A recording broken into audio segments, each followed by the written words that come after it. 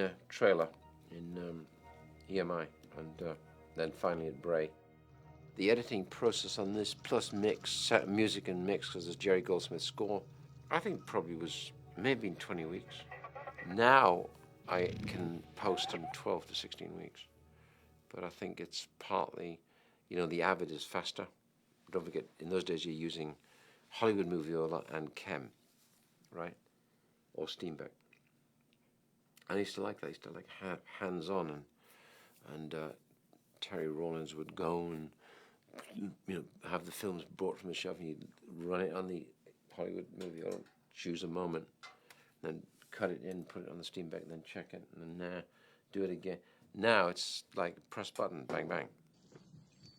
When I read it, I thought myself, this is going to be one of the scariest things if we can get it right, And I think the way we did get it right is by keeping it slow, funny enough, which is completely different than what they do today. And I think the slowness of it made the moments that you wanted people to be sort of scared, then we could go as fast as we like, because you sucked people into a corner and then attacked them, so to speak. And I think that's how it worked. I mean, I like to go on the set as much as I can. In the moments I could get away from the cutting room, because I like to be there to hear what he's talking to the actors about, and then I can talk to him myself about what does he want out of this scene, and he would tell me what his plan is and why he's shooting it a certain way. I just couldn't get over the look of it. The sets were fantastic, the lighting was great, and performances. And it was just like, I think I said once before, working with him, I did Legend and Blade Runner with him. And it was like, when you get his rushes, it's like walking through an art gallery. Everything is great, you want to dwell on everything. So it's deciding what are you going to use out of all this material, because it looks fantastic. You know what you've got to achieve from it. But how you achieve it, after all these years, is very difficult to sort of pin down. I did that because of this or because of that. The face hugger, when it flies out of the egg, well, I have various angles on the stuff coming out, including it. And what you try to do is to get, like trying to get it to unwind, come out like it's unwinding. So you'd use a few frames of this and a couple of frames of that and a few frames of that, so that you had this thing whirl. When you look at the first cut of a film like Alien, you've really got to use your imagination, because there's no sound, for one thing. Lots of those scenes were shot with all these noisy machines or effects working on the stages. So you used to run all these things silent. You sit there and look at him creeping around in the rain room silent, and it's boring. So you've got to imagine what it's going to be like with all these jingling chains and the rain. So it's like all those things, creeping around corridors with nothing happening. But when you got the music effects and everything. So that was one of the things you had to sort of combat. Okay, put that on the screen for me.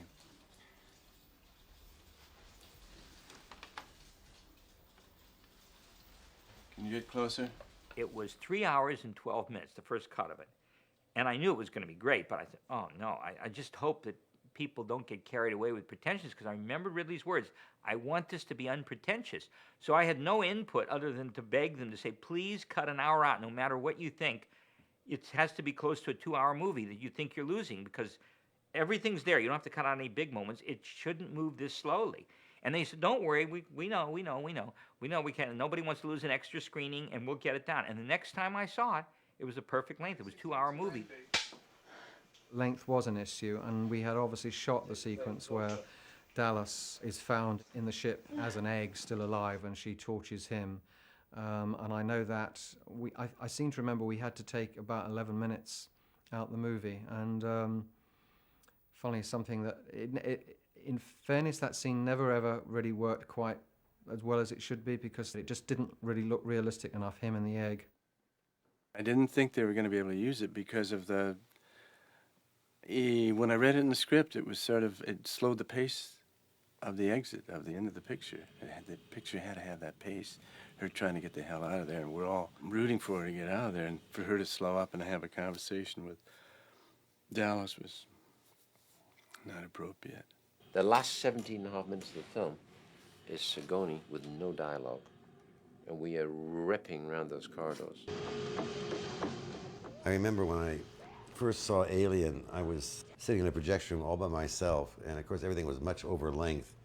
I remember to this day the one scene where he was looking for his cat, and it was in this dark chamber in the ship, and I remember this chain hanging down, water dripping, and they hadn't cut it, and it went on, and I was absolutely terrified.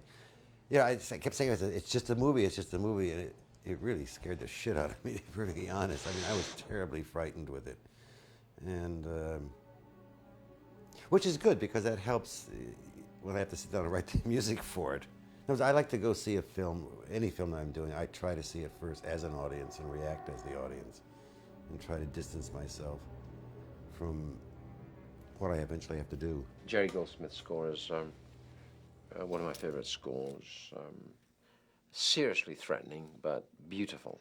And, I mean, it has beauty, darkness, and seems to play the DNA of some distant society, which you'd have to call it. You know, that space jockey would be from somewhere, and they would have some kind of order, social order or disorder. I always think of space as being the great unknown, and not as terrifying, but questioning, and it's sort of an air of romance about it. And that's why I like doing Star Trek, because it's very romantic, and it paints space that way instead of all the weird things and all that. And I guess I approached Alien that way. There was this air of mystery, but there was sort of a beauty to it and the unknown. And I thought, well, let me play the whole opening very romantically and very lyrically, and then let the shock come as the story evolves. In other words, don't give it away in the main title. So I wrote this very nice main title. It was, and really I had major disagreements over that. So then I subsequently wrote a new main title, which was the obvious thing, weird and strange, and which everybody loved, and I didn't love, and it was very interesting. Consequently, I kept getting kudos for years after on the main title I wrote for Alien, which was not exactly my choice, and the original one I wrote took me like a day to write it, and the alternate one took about 5 minutes to write. Let me just say to start with, I think the man is a genius. I think he's done the greatest scores, who I admire, but I also feel he's very stubborn, like I am myself, I think.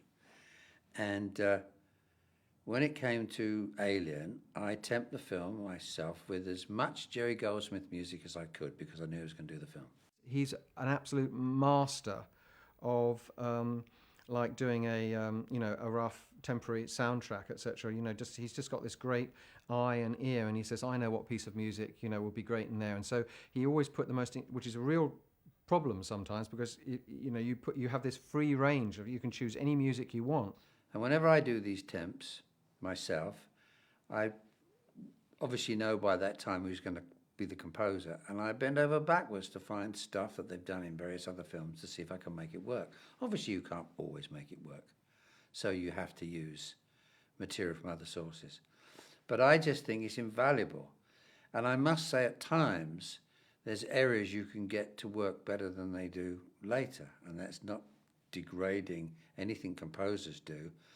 But I don't think anybody is closer to the film than the director and the editor will ever be. I mean, we live with this, it's ours. And the thing is, when you're trying to create a temp score, and if you're interested in music, which I love, it's a love of mine, then you know the mood you want to create, you know what you want to try and say musically. And I don't think you should try and influence the composers too much, but if you get a mood correct, that's the mood I feel they should go with. They can change the theme, change the orchestration, but keep in mind the mood that we created.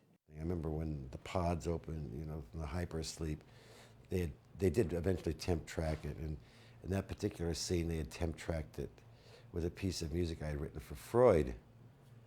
And everyone thought that, oh, look how wonderful that music works. I said, it stinks, it's all wrong. I mean, it was sort of a little lullaby that I had written for Freud.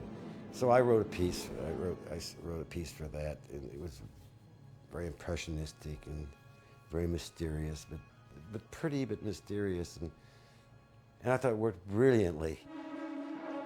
That thing's gonna eat through the goddamn hall. Come on, what's going on? The film came out with the Freud music in it.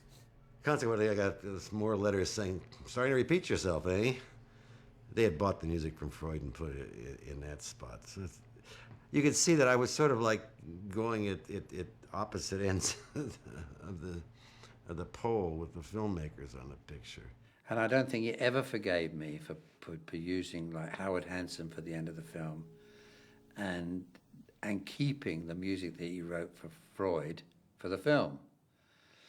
Though that was Fox's decision. You know, they could have said we're using the music that's written, but I do think that what we did on our temp in those areas was better than what he did, and I'm taking nothing away from the rest of the film because what he did was perfect for it.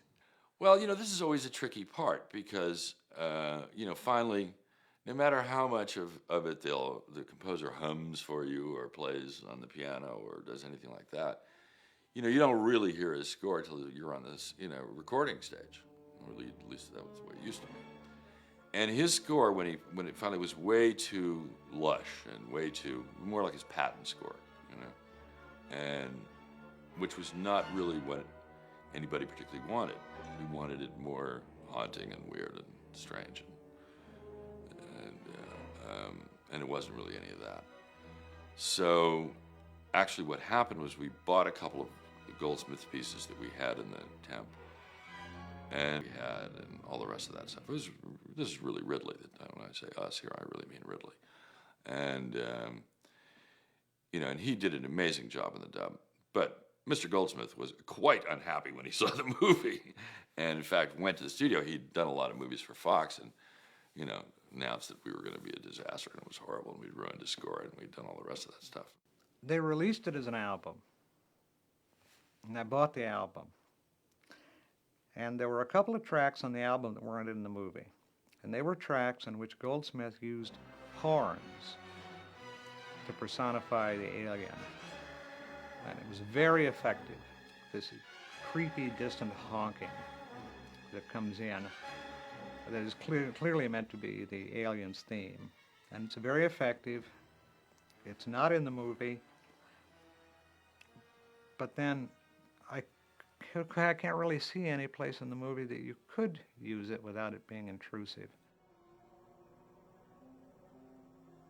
Ridley is a brilliant filmmaker. He's a brilliant visualist, and I think that was just his second film, and he wasn't as articulate then about what the music should do. I think he thinks so much in visuals, and music cannot replicate the visuals. It's not what it's supposed to do.